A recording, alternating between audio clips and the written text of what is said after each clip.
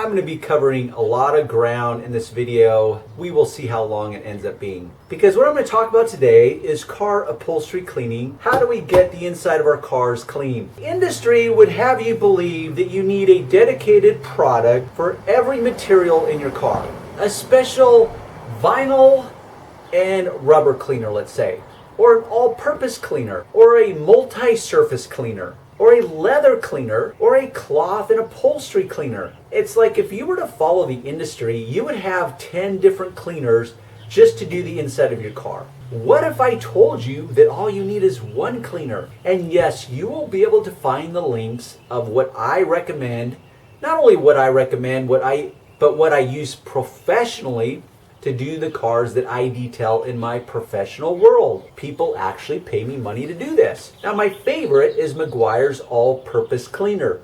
It is a concentrate. It comes in a gallon only. The problem with that is if you're a driveway detailer or a new car owner and you're going to be doing the upholstery cleaning on a limited basis, you would look at that and say, gee, Darren, okay, it's a gallon size. It can be diluted down anywhere from 4 to 1 to 10 to 1. Let's say I used it 10 to 1, which means for every 1 part of the concentrate, you add 10 equal parts of water to it. So that when you do that, you have 11 parts. So if you had a gallon and you mixed it with 10 gallons of water, let's do the math together.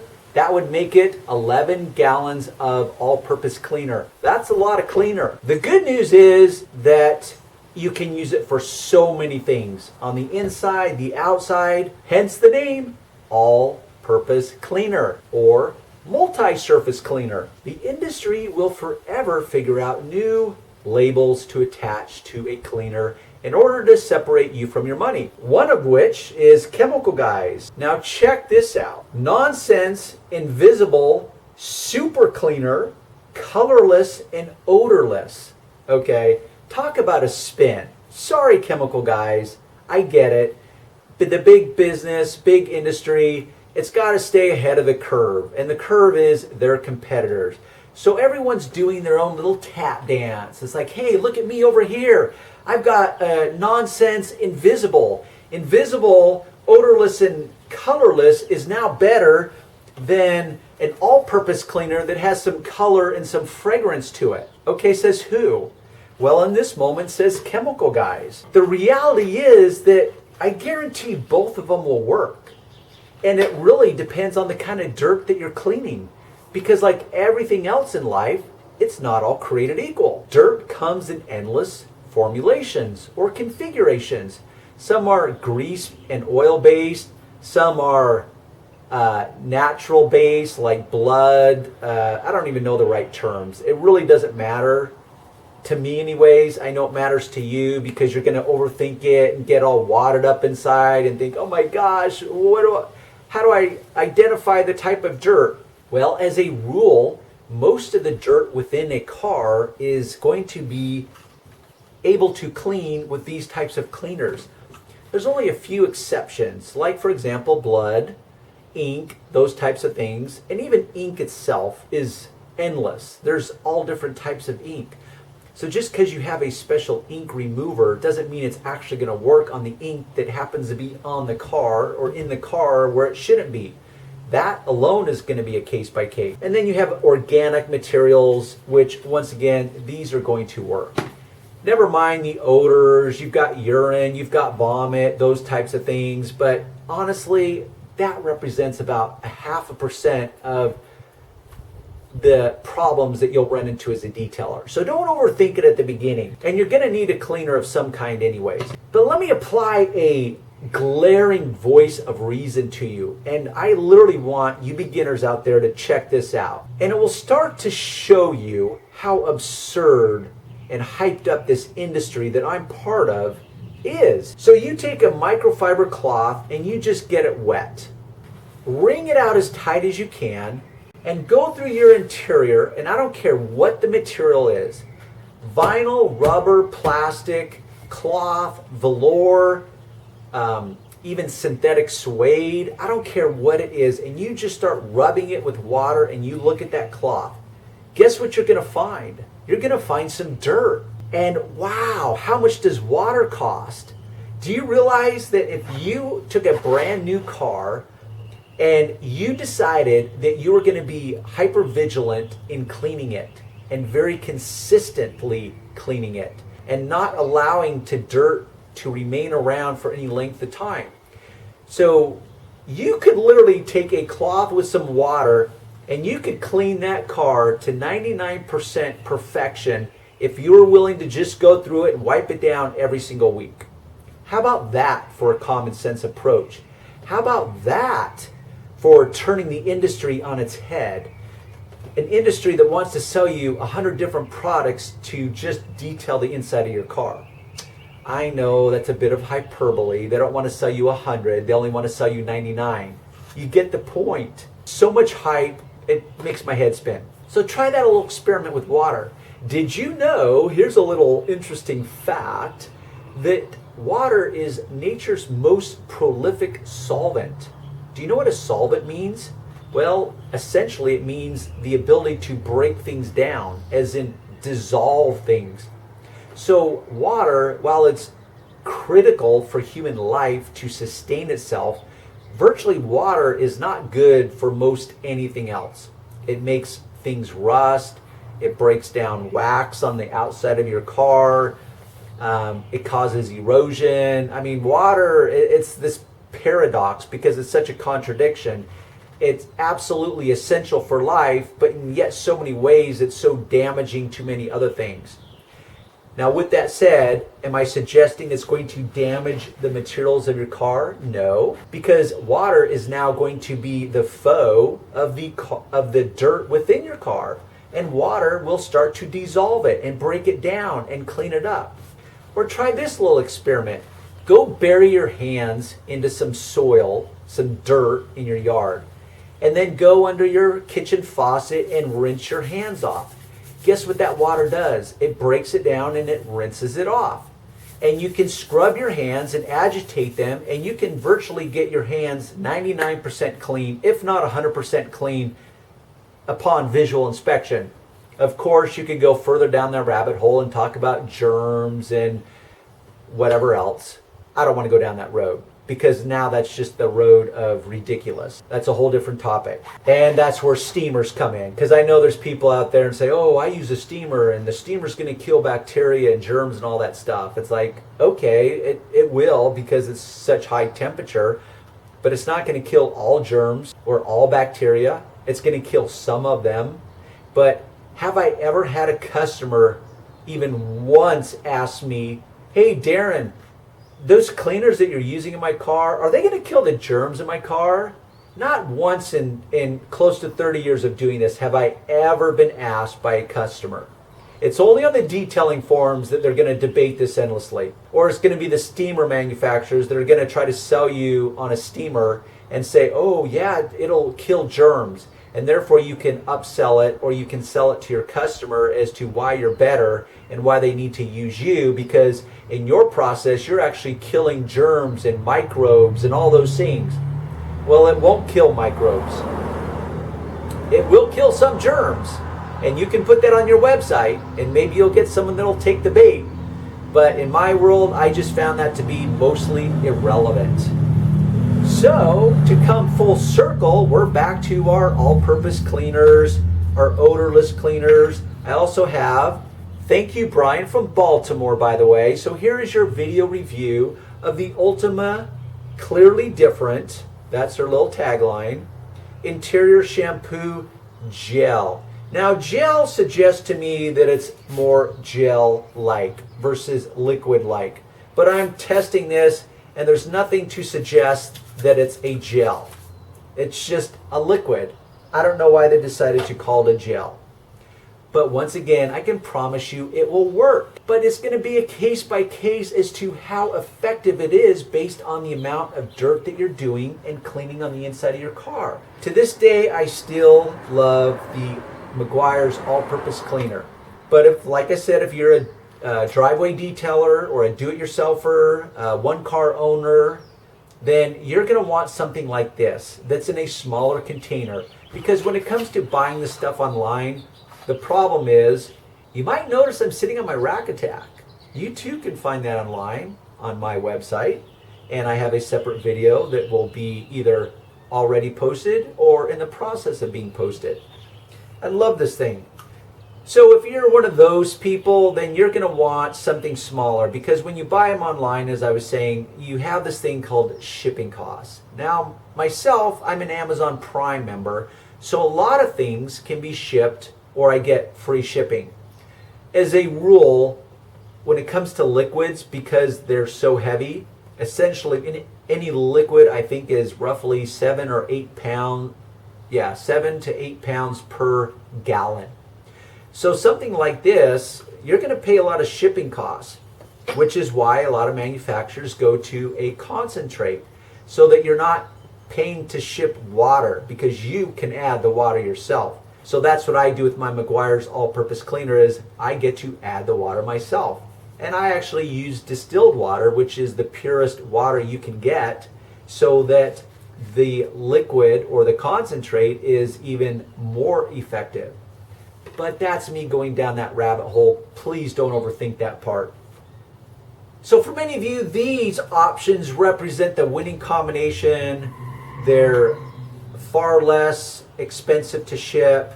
You know you're not going to go through very much. You're not talking about excessive amounts of dirt, and you don't plan on going into the business of auto detailing. You just want to take care of your car.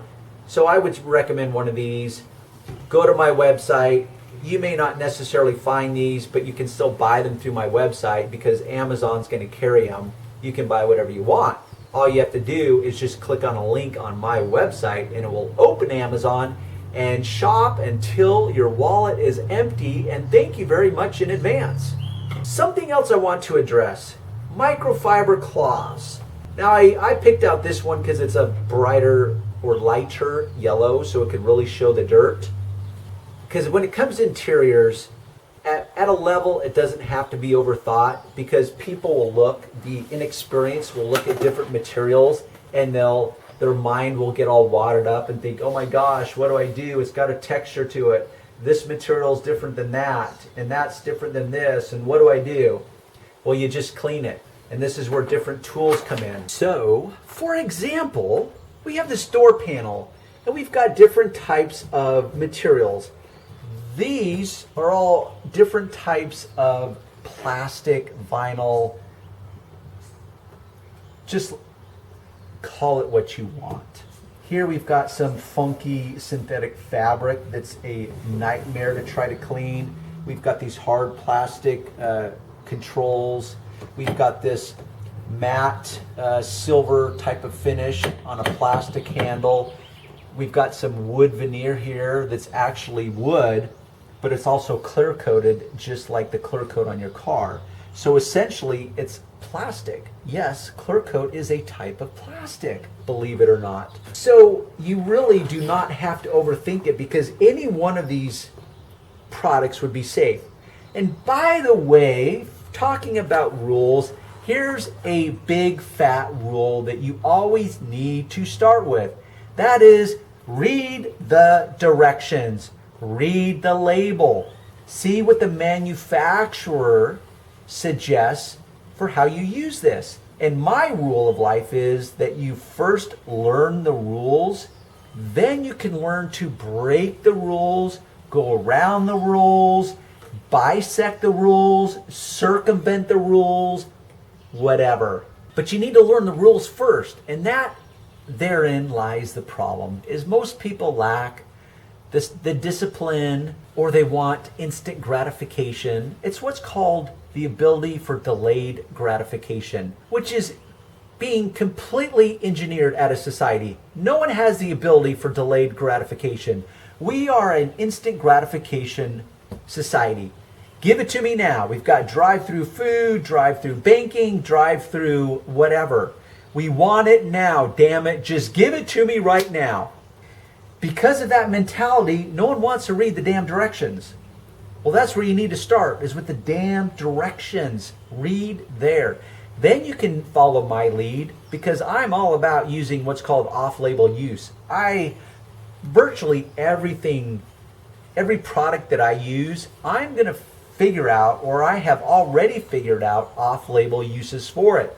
But I took the time, the diligence, and the patience to learn the rules first. Let's start with the Ultima interior shampoo gel, and I'm going to spray this panel, and I know it's going to work. And this is where I pick a brush, a scrub brush that is appropriate, because what I'm dealing with here is not only vinyl and plastic, and it's pretty durable, but it's got a slight texture to it, which means that if I just wipe this with something hard and flat, it's literally going to skate right over the top of this grain. So therefore, logic would suggest that I need a brush with some bristles to it in order to agitate it and scrub and get within the grain or the texture of this handle. And then I wipe it clean. Now, there's not much dirt showing up on that, but there is indeed some dirt. And I can verify because I see that it is now cleaner. Not perfectly clean, but nonetheless cleaner. I may have to go over this 2 and 3 times for perfection. But perfection is relative. Only you can decide what perfection is. So you keep doing that until you have the desired results. And once again, another rule coming your way, which is it's always better to do light applications repeated times. So you apply, you scrub, you wipe. It's essentially rinse and repeat, rinse and repeat. That's just a metaphor. You're not actually have to rinse this stuff off. In fact, this one actually says you don't have to rinse it off. Well, guess what? I'm not rinsing this off either. Now, you can call me a hack, but it's just not a requirement. And no, it's not going to dry out the material. For all those people that say, oh, the alkaline-based cleaners, it's going to dry out the material. Well, tell you what, I'm pretty certain that after 10 years of using this and taking care of the same car for virtually over 10 years and using this month after month after month, that at some point I'm going to see whether it's drying it out or not. And it doesn't. It just doesn't. I don't know what to say. That's my experience. Somehow, if you're experiencing something else, I don't know what's going on, but that's my experience. I don't know how well you can see this, but the texture here is different than the texture here, which is different than the texture here, which the material here is different yet. So this, yes, this is where experience comes in, and it can dictate the moment, because I know that this synthetic material is a pain in the butt. It might as well be seatbelt material. This is the ultimate nemesis of any detailer. It's like I want to hang myself with this thing because seatbelts suck. You would likely be more effective if you were to stand on the shore at the ocean and try to prevent the tide from rising than you would have in cleaning a seatbelt. Yes, I've figured out some ways to get what I call 90% results or perfection, but I still have yet to find true 100% perfection without busting out a can of spray paint, interior paint, and just painting over it. And of course, it depends on how dirty it is. Yes, you can treat them with a fabric protector and you'll have better results, but that's a whole nother video. So I know that with this synthetic material here, it's going to represent certain unique problems. So let's go with the nonsense. Yeah, it's weird. It's almost like it says no sense, but it's really nonsense. Because Darren here wants to say no sense, and that's just nonsense. Anyhow, so I can spray this. The problem with this moment here is a couple things. One, it's synthetic and it's an actual material. So unlike this hard material that's not porous, you don't get this phenomenon which is called wicking. Just like a candle wick. And I don't know if you understand the concept of a candle wick, but as you light it with the flame, it actually melts the wax and it draws the wax up into the wick. Have you ever wondered how a wick doesn't just burn away, how it's able to stay lit? Well, that's how, because the wax is being wicked up and the wax is what's burning. So on a material like this, you don't have to worry about wicking. So you're not going to get like a big water stain. This material you will. So when you clean it, if you were just to spot clean it like this, and let's say I grab Mr. Toothbrush here and I scrub it and I mop it up. If I do not mop it up enough, see how much dirt? Yep, some dirt came up. When it dries, it will create a water ring of some kind, because it's a combination of the liquid dispelling the dirt out. So not only are you cleaning the dirt out, but it's also pushing that dirt to the outer edges. And the other material is soaking up that dirt. And so you could be left with a water ring. So when you do material like that, you need to make sure that you completely get it all wet uniformly, and then you take an appropriate brush. Now, for example, on something like this, what you would be concerned with is tearing up those fibers. So you want to pick a brush that is soft enough where it's not going to do some damage to these fibers. Now, you could use a brush like this, and it is stiffer, and you can have the ability to use it lightly. So you don't have to go in level 10 and just kill it. You can use it lightly, or you can pick a brush like this toothbrush that's a soft bristle brush, and you can scrub it, and you can just work from section to section and work your way down. Just like this. And you make sure you mop it up as you go. Just like so, and it's coming cleaner and cleaner as I go.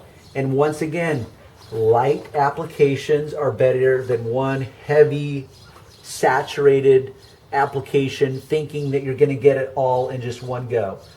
Obviously, if the dirt's not heavy enough, you'll be able to do that. But the dirtier it is, just accept that you're going to have to go over it repeated times. Also, the problem with this is what's called gravity. Yes, how's that for a novel concept? Called gravity. Anything up here should automatically fall. Well, guess what? Gravity, believe it or not, even though liquid seems so light, but when I shoot it, it falls, right? Well, guess what? Yes, you have wicking that will actually draw moisture up against gravity, but still gravity is still working against it. So if I was to saturate this panel enough, if I was to come out an hour later, I would find that down here, if there was enough moisture and it truly gravity did have its effect on it, it would accumulate here at the bottom. And this bottom would be wet and this top here would dry. Now that in and of itself is not the problem. The problem is if you do not control or manage your liquid, your cleaner, the dirt, and how you mop it up, you could create a line, a water line in it. It could wick upwards. It could gravitate downwards. So you've got some different elements that make this panel itself unique and more of a challenge because of two things. One, it's synthetic, and it's a very tight weave. Like I said, it's the equivalent of trying to clean a seatbelt. But this is actually cleaning up better than a seatbelt because it's not quite as tight as a seatbelt. Now, based on what I'm observing here, I would say that Johnny Customer, which is the previous owner to my wife, because this is my wife's car, and we bought it as a second owner. I'm guessing this is coffee that was spilled here, and when the detailer prepped it, or I'm sorry, when the dealer prepped it, he really didn't, he didn't hire a quality detailer that actually knew how to get this stuff out. And yes, it kind of blends because this material is brown, just like most coffee. So it wasn't really that noticeable. But as I'm cleaning it, now it's cleaner and it's better. So that's the element of this. So let's talk about the interior, because the interior once again represents so many variables. And let me show you my arsenal of tools. I've got different types of scrub brushes, different types of bristles, stiff, soft, medium, toothbrushes, different types of heads to the toothbrushes. I've got dusting brushes, different lengths, you know, for getting in the vents. And then I've got, for example, a makeup brush that women use on their face, because this dusting brush will leave scratches on certain materials, whether it's the high-end wood or the plastic lenses to like the navigation screen or whatever they call that, infotainment center, whatever. So and once again, you will find these on my website. So I use women's makeup brush, and this for the dusting brushes, different types of tools. So this is where you need a little common sense. And once again, I'm going to apply a rule. The rule is that you read the manufacturer's directions. Second, you always test in an inconspicuous spot. Do you know what inconspicuous means?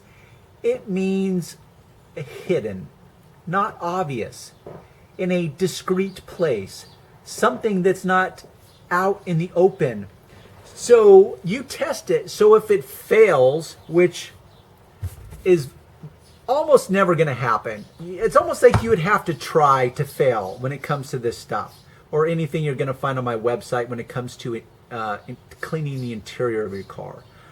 But nonetheless, you just test it out, because there's a lot of you that literally are so worried about screwing up the car, and I get it. Who wants to screw up someone else's car? I know I don't. So you just test it in a spot that cannot be easily seen. The back of the seat, whatever. But what you need to remember is that just because the material on the surface of the seat does not necessarily mean that it's the same material on the side of the seat. For example, this is a Mercedes, and there's many people that would think that, oh, naturally it's going to be leather. That's leather interior. Well, no, it's not. It's called MB-Tex or Leather-Tex or whatever the hell they call it. That's a glorified form of artificial leather. It's not leather, it's vinyl. Point being is that when you're going to do that test, make sure it's the same material. Then you pick the appropriate brush. And this is why I have such an arsenal of different types of brushes, because the moment is going to dictate what I use. So if I'm getting in here, I may have to dust it with the dust brush first. Maybe I'm just going to take my microfiber and I'm just going to spray a little bit on the cloth, and I'm going to sit here and rub it over the controls, like where my wife likes to endlessly hit the buttons for the radio or the phone or whatever, and it gets dirty. So I just spray a little on the cloth. I don't have to saturate the electronics, so I just rub over the controls. Now, as the car gets older, these materials will naturally degrade.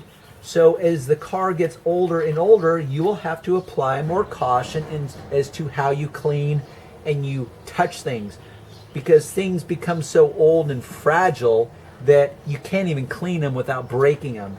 So once again, you allow the dictate. You gather the data, your mind processes it, and you come to a logical plan of action. That's how it works, in case you're wondering. Now I have different types of scrub pads, and I'll reduce them down to two types: non-abrasive, abrasive. This is what's called a Scotchbrite. That is the name brand, kind of like Kleenex. Kleenex is not Kleenex. This is what's called facial tissue. Kleenex happens to be the company that makes a certain type of facial tissue.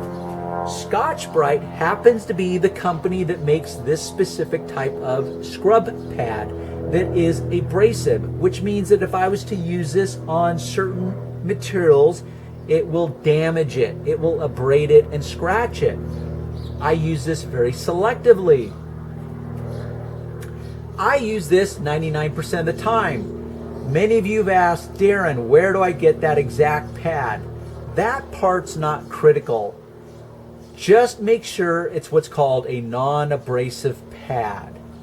Really, any packaging, unless it says abrasive, you can almost guarantee it's going to be a non-abrasive, which means it's just synthetic material that's not going to scratch most surfaces.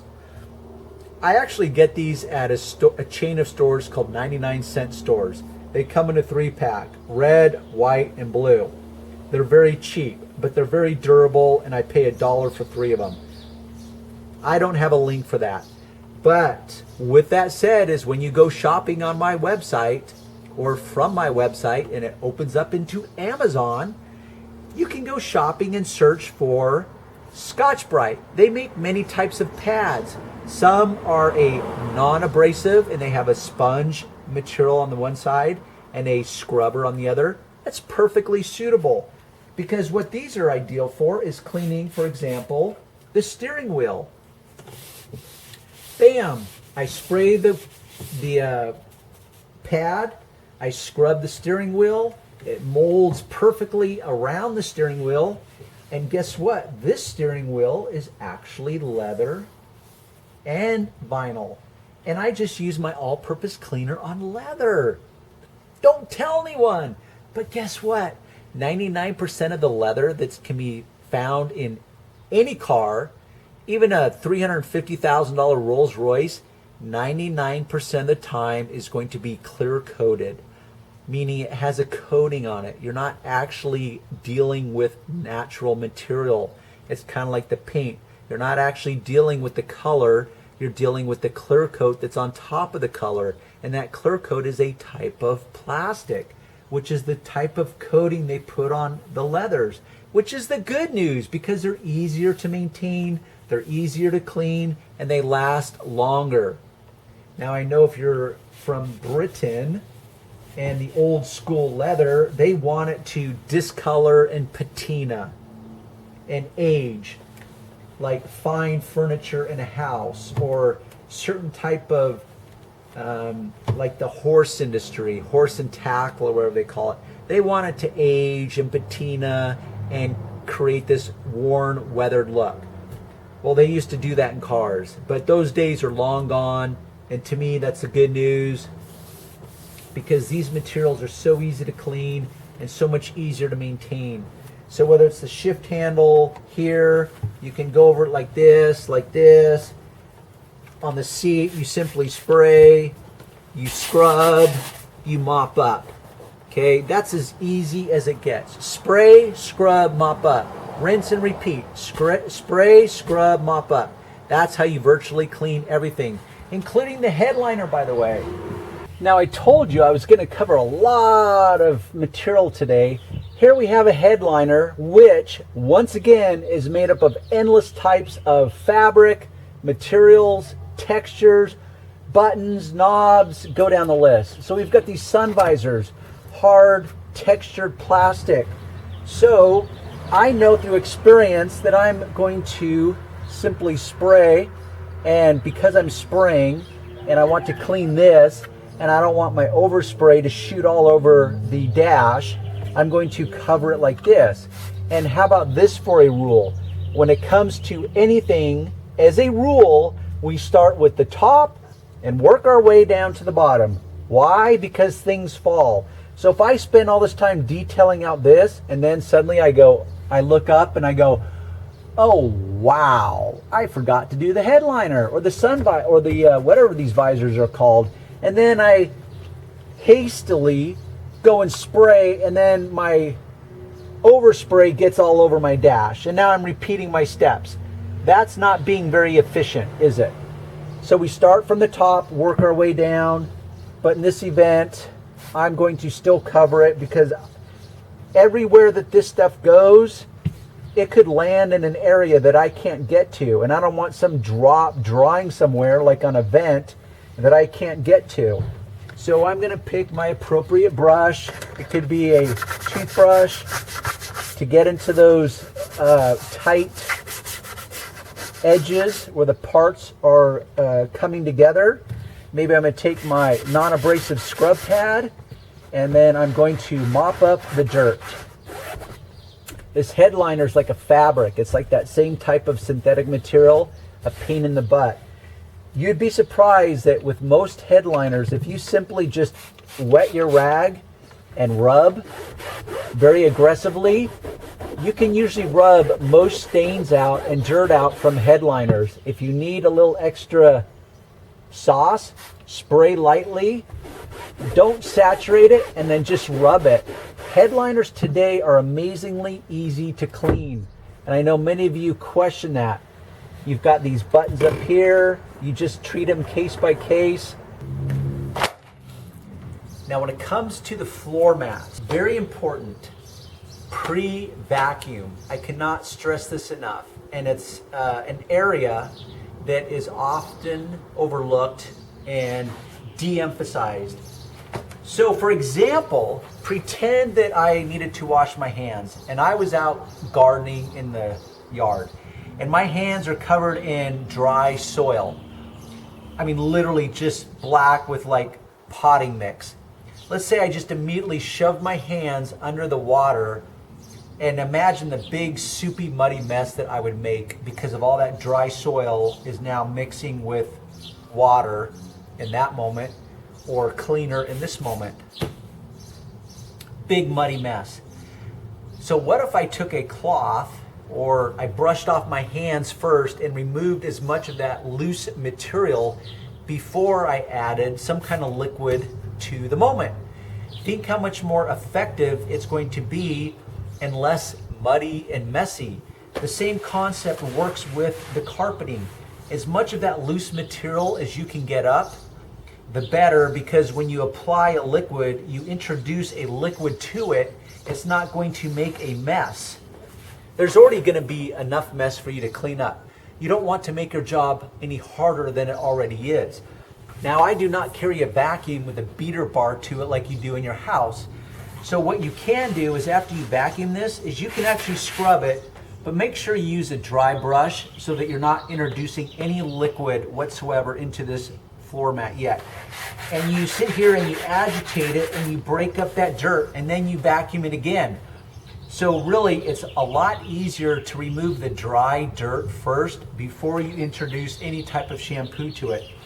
Now, as a heads up, one of my biggest secrets, and it's not really a secret, my wife's previous car had 180,000 miles on it. It was a light gray interior. Her floor mat looked as good as this one will as soon as I'm done cleaning it. They literally looked brand new. The only way that was possible is because after every time I shampoo it, which with her car, because she drives it into the ground, she's in outside sales, so she's constantly driving. I only cleaned them maybe every 3 months, let's say. But after 180,000 miles, the things look perfect. That's because after I clean them, I put a fabric protector on them. Yes, you can find one on my website. There's different types. So check it out. I highly recommend it. You will be amazed at the difference applying a fabric guard onto the upholstery. And I'm talking about any porous material. Now I know they've got fabric guards that can be used on non-porous materials. I'm up for debate as to whether that's going to serve any purpose. So we scrub, and then what do? We mop up, just like this. And now you can see the dirt that's coming up, and it's not a huge amount of dirt because I keep up on this. And this right now is for you, Brian, in Baltimore. Interior Shampoo Gel by Ultima, as I knew it would work. And I'm following my own rules, which is I'm not going to saturate it heavily. I'm going to do light repeat applications until I obtain the desired results. And right now, this thing is basically looking 99% perfect. But I want perfection in the moment. So I'm going to rinse and repeat.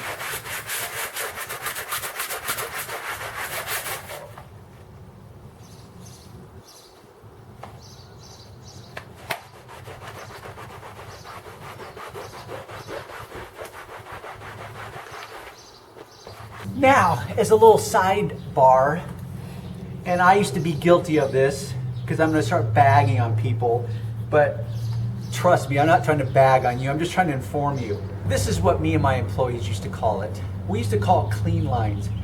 You know, like when you hire a housekeeper to come in and they vacuum and they put this little pattern in the carpet and it looks oh so cool. Well, we used to do the same thing, and we came up with different patterns over the years, something like that. Hopefully it's showing. Sometimes I would have my detailers, and yes, I had a very specific pattern that was our way, as in the auto fetish way. But then I would have a new guy come in and he would observe it and think, oh, hey, I'm gonna change the rules. And he would do something like this.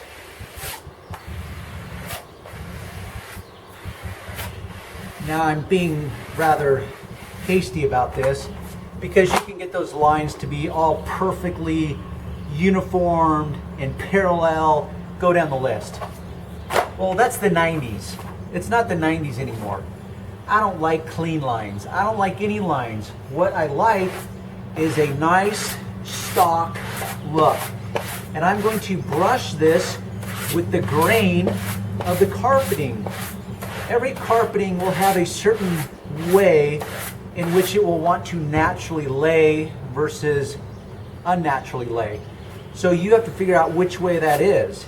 And also you can use it as a strategy because, for example, if I brush this one way, the carpeting will look lighter in color. If I brush it another way like I just did, it looks a little darker.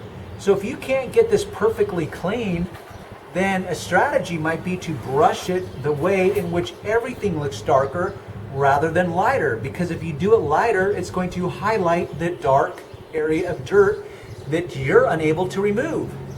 That is not the case in this one. So I'm going to go with the natural grain, which is lighter, and this floor mat looks as good as day one. Also, and this is for you, Steve Vandervorst in Belgium, because he did his cool logo, which I thought was oh so cool. No, literally, I did. He put his logo, and what he did is he like drew it. So for example, let's say I did it in auto fetish, and I did a big A, except he did it all perfect. I'm just doing it to illustrate the point. And so he put an AF right there. Now that looks obviously very cheesy. The problem with that, and he expressed this to me, which I already knew because I've experienced it. Because, for example, when I'm doing a car that's been detailed by a dealer and they're using the low budget crew, the suggestion is that if you put in those clean lines, people connect the dots and think, oh, my car's been freshly detailed. I can tell because it's got those lines in it.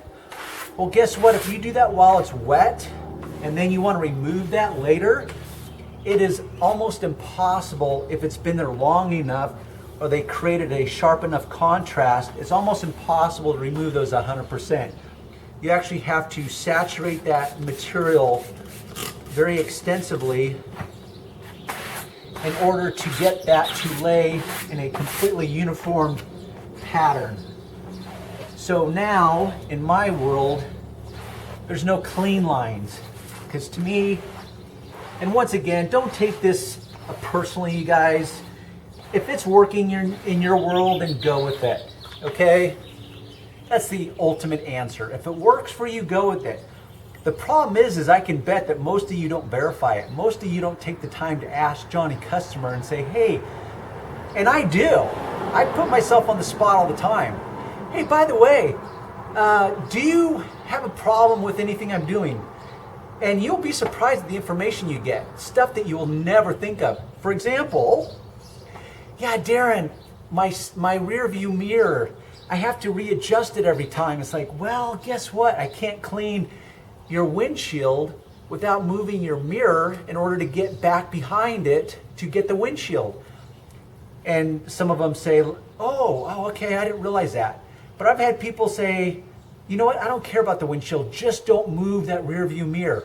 Because I know as much as I try, I'm not going to get it as perfectly as they want it. So you'll be surprised if you take the time to ask your customers. The reason you don't is because you're afraid. I know it. I've been there. You're afraid of the answer. You're afraid they might give you an answer you don't want to hear. But how else are you going to keep your customer happy if you don't ask? So ask them. Say, hey, notice I put those lines in there because I want you to know that we are a detailed company, or I'm a detailed guy, and that's my kind of signature for when I do an interior. I just want to verify that you're okay with that. Try asking them that and see what they say. Also, because many of you have asked, they're like, hey Darren, where'd you get that cool black mat? I think I got it at Home Depot. I put this down on the ground when I take mats out of the car so that I'm not laying the mat directly on the ground. You know why? Is it really going to make a difference? Not if you use common sense, but what it shows to the customer is that, hey, okay, cool, he put a mat down. Because if you have it on the ground and Johnny customer comes out and they see it on the ground, guess who's not gonna say something to you? You're right, the customer. You know why? Because people are naturally non-confrontational. But I promise you, there's some of your customers out there that will look at that and be like, WTF, why is he laying my floor mats on the dirty ground? Even though the ground's not that dirty, but yes, there's some dirt on it. And then they know that you're just gonna pick up that floor mat. Maybe you'll brush it off at best, but there's still gonna be some dirt on it. And then you're what? Gonna throw it back into their clean car? This is what will go through their head, even if it's not at the conscious level. It's going to be that the subtle, intangible forms of communication that's either going to enhance your credibility or diminish it. In my opinion, doing that is going to diminish your credibility. Doing this is going to enhance it, whether the customer acknowledges it or not. Yes, I have been guilty of going against my own very talk track. So we all do it. I'm just informing you. Now you can choose a response. How about that? Now that I've cleaned this, guess what is time? Fabric guard, fabric protector. I've got different types here, Fabritech. Now the problem is these are aerosol and it's compressed air. There's a propellant that they use to compress this and shoot it out as an aerosol. Now the problem with that is that it cannot be sent air freight. So if you live in Hawaii or Alaska or somewhere else in the world and you want to get this shipped from the US, it's not going to happen. So you may have to go to the market or whatever. But there'll be some other versions on my website that you can get. Like this version is actually from the carpet industry. I buy it by the gallon. I buy it in bulk because I go through enough of it where it makes sense for me in my world. I'm not going to have a link for it because you can't buy it. You've got to be part of the industry. And I don't mean part of the detailing industry. If you can find it, good for you. There's many types out there. For the most part, they all work. Read the directions. Some of them say you have to apply it to a dry carpet. Some of them say it can still be damp. Now this one, I can do it while the fabric is still damp. And you just put a nice even coat, not a heavy saturated coat. All I do at this point is I wipe up these hard plastic tabs. And I'm pretty sure the directions will say that. And this has a piping to it that's kind of smooth, so I just wipe that up. Now I let this air dry, and next time I have to clean it, guess what floor mat is going to come out 100% perfect? I know, this one, because of these beauties called chemical engineering. So once again, go to my website. There's always going to be a link under each video. And once again, if you like what you're seeing, subscribe because I'm going to keep producing these videos, keep teaching you guys, keep being a voice of reason and a voice of logic in a hyped up industry that their main goal is to find ways to separate you from your money. Are you tired yet? Because I know I am. I have droned on and I've covered a lot of stinking material here. And I hope you guys are digesting this stuff And I hope you do me a favor, share this video. I don't care where you share it, just share the hell out of it. Like the hell out of it if you like it. Make a comment. I don't care what that comment is. It can be a dumbass, sarcastic, funny, witty, stupid. I don't care. Make a comment. You know why? Because it tells the search engines that, hey, I think this video is relevant. Well, I do my best to make it relevant for you and your world so that you can actually take something away and apply it into your world to make your world easier, better, more profitable. Go down the list depending upon who you are. So pay it forward, as in pay it back. Shop through my website. Thank you in advance. All you have to do is click on any link. You don't have to keep opening up a new window and keep filling endless shopping carts. Once you access once you access Amazon or AutoGeek through my website, just make a list and fill that original cart with all the stuff you want in it. And if you go to my website and you're not seeing the pictures of the products or any of the links, that means you have an ad blocker installed on your browser. You need to disable that so that my page actually appears as it was intended to appear, and you can get the stuff that you want to get. So don't write in and say, hey Darren, your page is screwed up. I can't see any ads, or I can't see the links or the pictures. That's because you have an ad blocker on it. So disable it, or use another window or a browser, Firefox. Maybe you don't have an ad browser. Maybe you don't have an ad blocker on Firefox. Just make sure you click it from my website. Copy and paste the link, whatever. Thank you in advance. We'll see you next time.